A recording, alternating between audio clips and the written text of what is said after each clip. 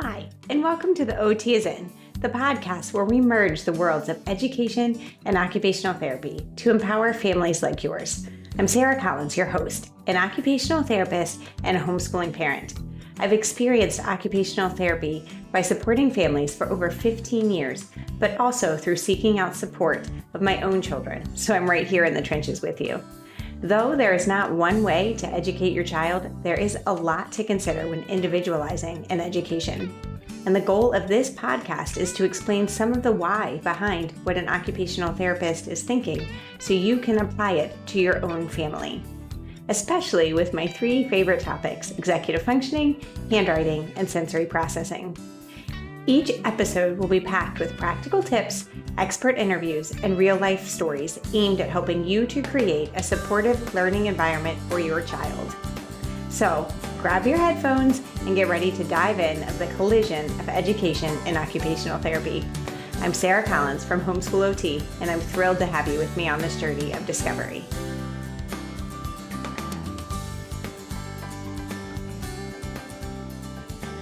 Hey! This is episode number 1, where I'm going to introduce you into the world of occupational therapy and homeschooling. I'm going to share some of our personal journey, both as an occupational therapist, as a homeschool parent, and as a parent whose son utilized occupational therapy services. We're going to answer the questions: why would you seek out occupational therapy? How do you get occupational therapy services? And the pros and cons of each option. So, let's get on with today's episode.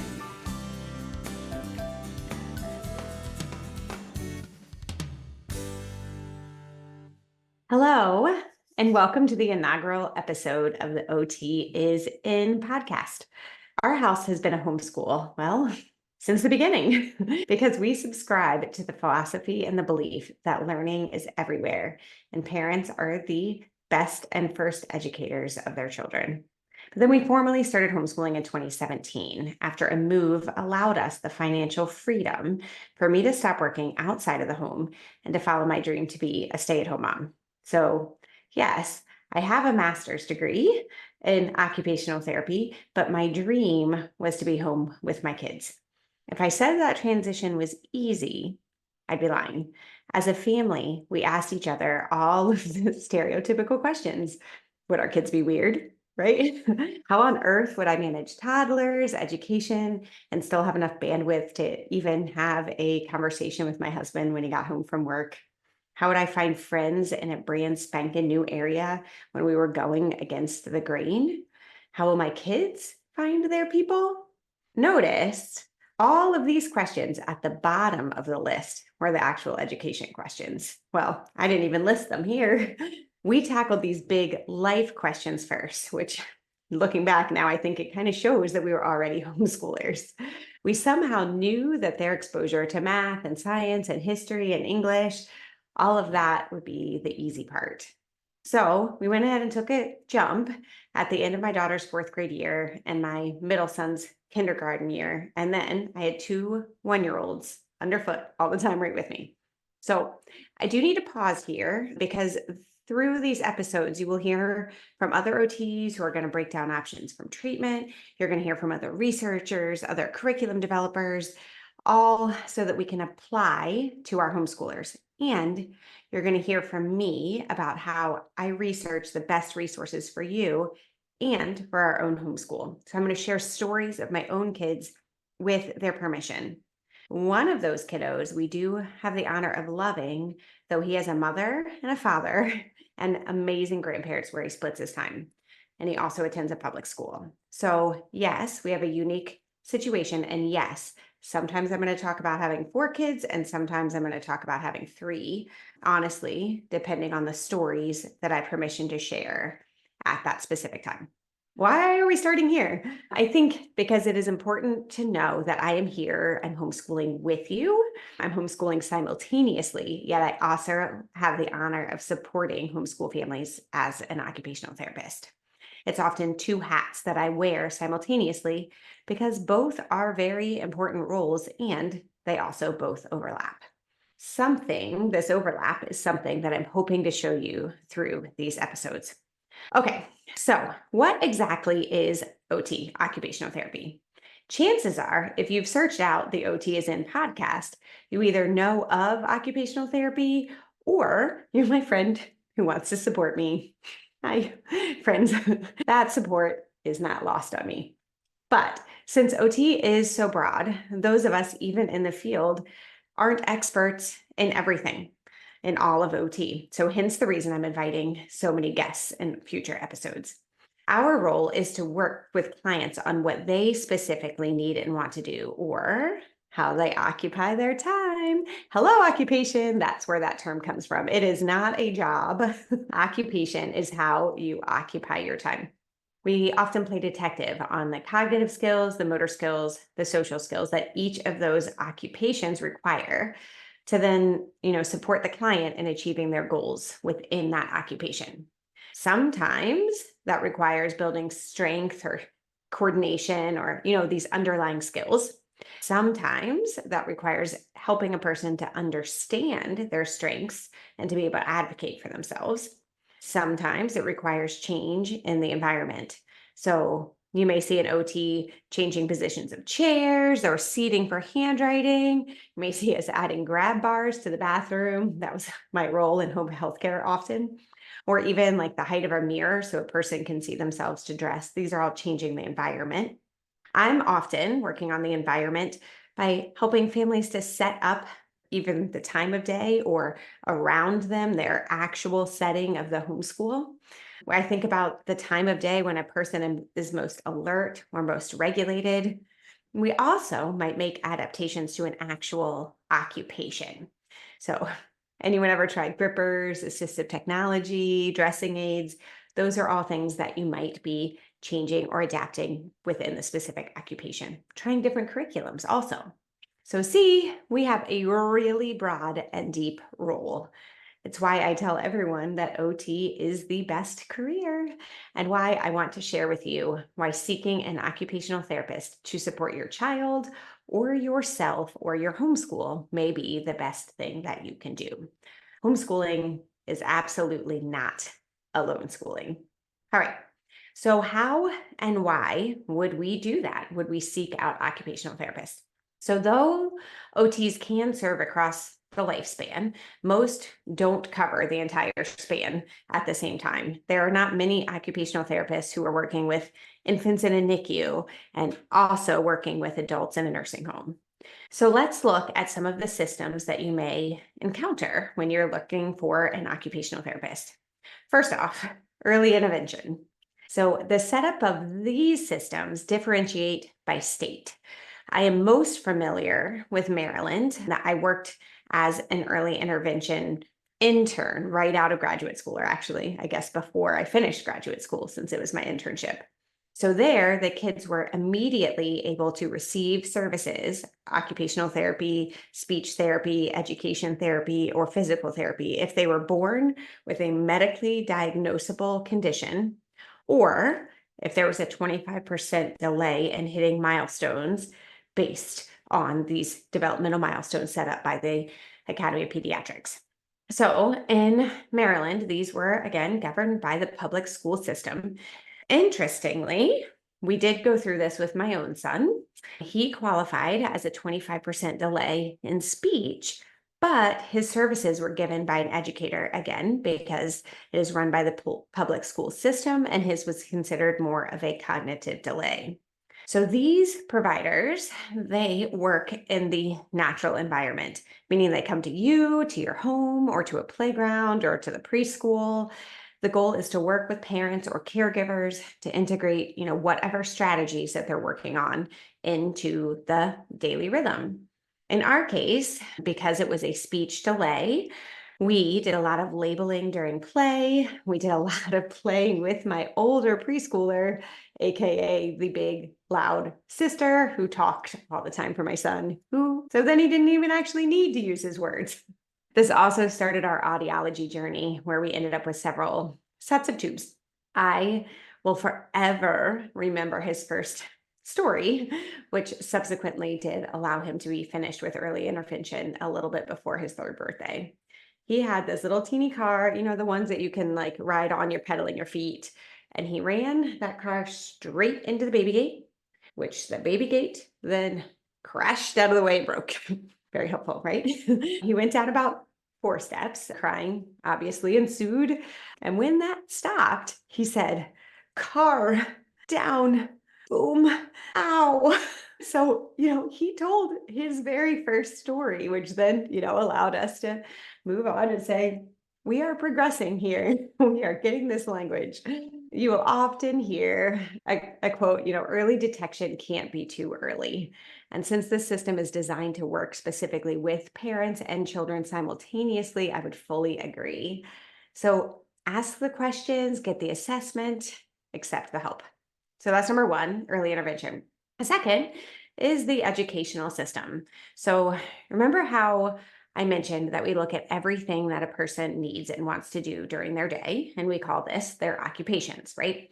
So our own governing model, the occupational therapy, the American Occupational Therapy Association, they put out a model, which is called the Occupational Therapy Practice Framework. A whole lot of words that don't actually matter. I just want you to know I am citing my source here.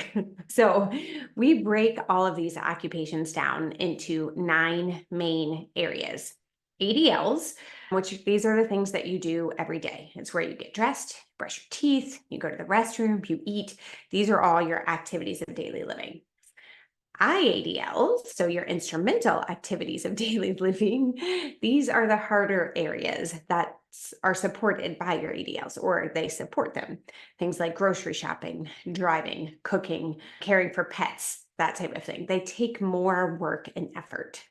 There's also work is another area of occupation, play, recreation and leisure, social participation, education, and then the other one that you might not know more or understand the term communication management, which means or refers to sending, receiving, interpreting all of the, writing that comes along with technology devices, even filling out forms for, medical appointments, that type of thing. So school-based occupational therapists cover one area of occupation. Their goals are to help a person in that specific area of occupation, which is, so yes, sometimes it does overlap.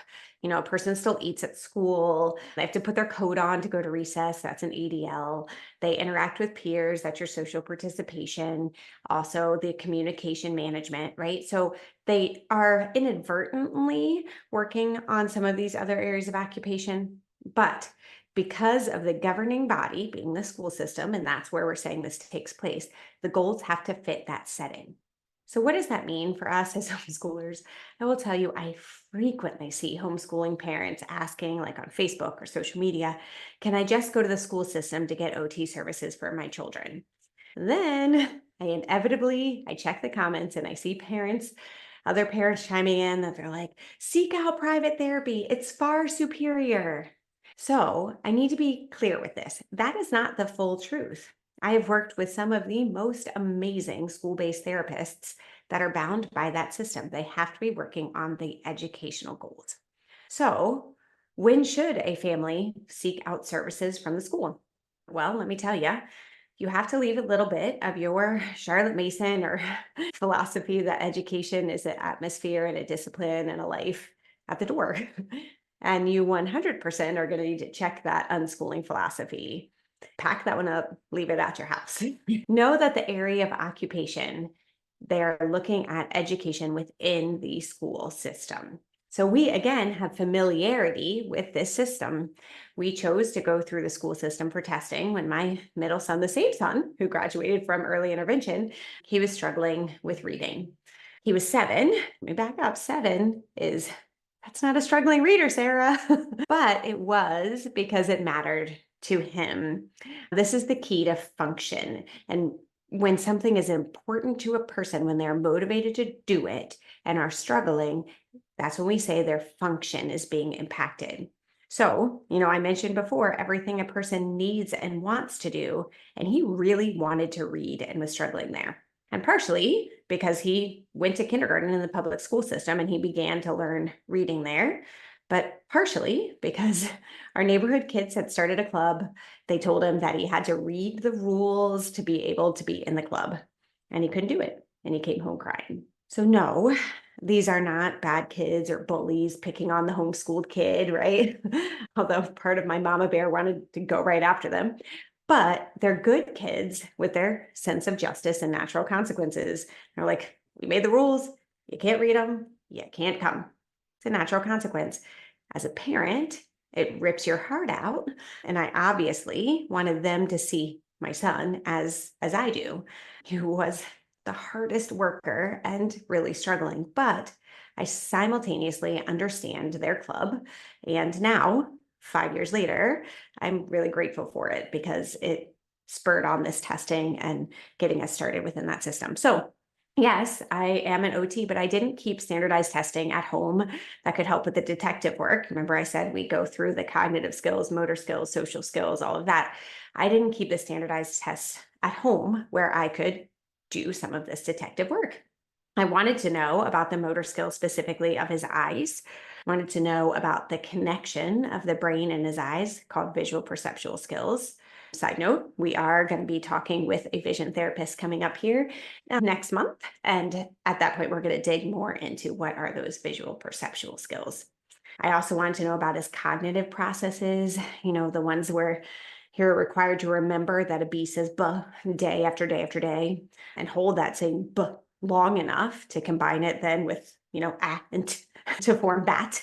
This is the nitty-gritty information that testing provided for us. So now on to the services. We chose not to pursue it because with that information and the right resources, I could support him at home. But all this being said, if your child is struggling with reading or writing or math, and you don't quite know the why, the school system will be a fantastic place to go and get that testing.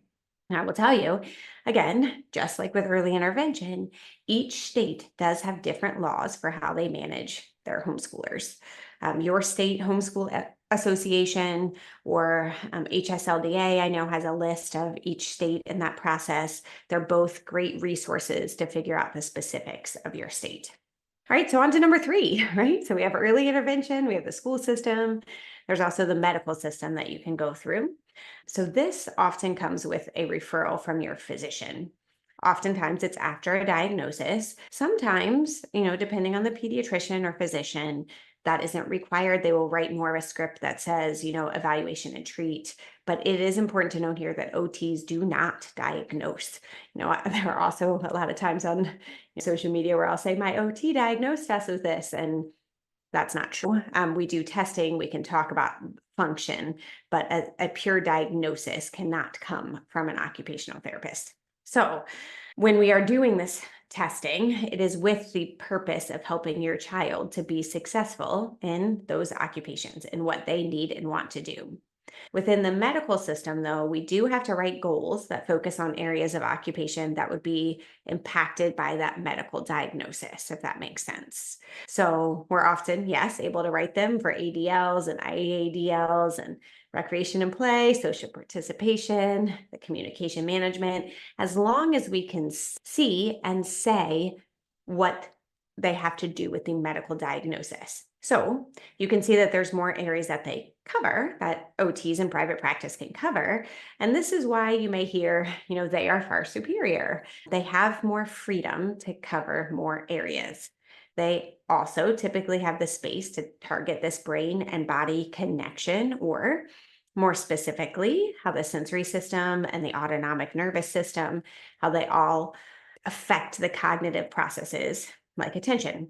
They can work with families on how to carry this over into the home, whereas within the school system, the families are, yes, there for the IEP, but are not frequently there on the day-to-day basis.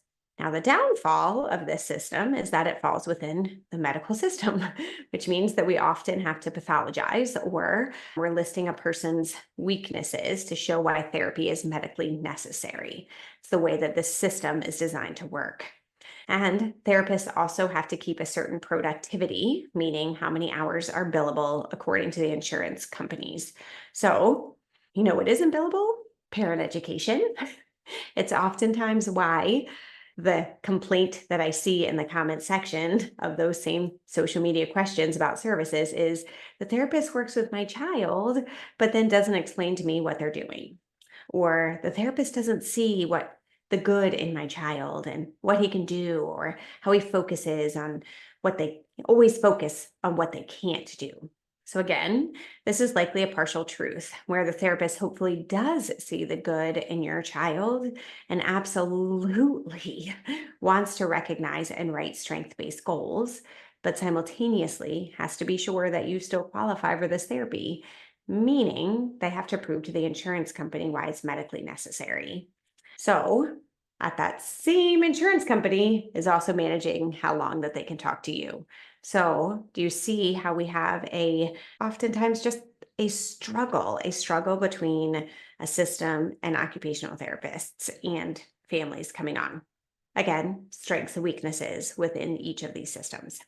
All right, so 4, another system or another way that you can seek out occupational therapy are cash-based services. So these are occupational therapists working outside of the systems. They're more and more nature-based practices. In fact, you're going to be hearing from many nature-based therapists across these months. Also, private practices that accept cash only. You're going to hear from one of those today, if you want. As the first 3 episodes drop simultaneously, you can hear from Kim Hazelton on her private practice and the amazing things that she's doing for families. So these practices have the freedom. They can cover ADLs, they can cover IADLs, they can cover play, social participation, education, communication management, all of them. They are still bound by our practice laws and licensure, but many of these sessions can be longer in duration, or the therapists have more freedom to incorporate the family. When I do talk to Kim Hazelton in episode 3, we dig into this a bit more. And we also cover questions like, what should I be looking for in an occupational therapist? And what if the OT tells me that this is a behavior problem and I have to find support elsewhere? So check into episode 3 for those answers to those questions. The downfall here of this system is that it's expensive and parents take on the cost that medical insurance would provide. And before that, I say that this is not fair, it blocks out a total socioeconomic class. Yes, even if that therapist can provide a grant for scholarships, which many do, there are laws that says that a person who has Medicaid must go to a Medicaid provider. So even with grants, a cash-based therapist must follow that law. So there are limitations in what services that a cash-based therapist can provide. So as you can see, there's positives and negatives to each of these options. I don't have all the answers for your children and which is the best for your family, but I am here to wrestle with you through those choices. We can do this with the OT as in membership. There are weekly office hours for question and answer. It has been such an honor to talk with moms and watch them wrestle, even with each other and learn from each other and learn from me. We will help you to try to make the decisions that suit your family best. You can find all of this information at homeschoolot.com/join-the-membership. It will also be in the show notes. So thank you so much for spending your time with me for this inaugural episode. I cannot even begin to explain how honored that I feel that you're listening to this next step in the homeschool OT journey. Thank you for being here.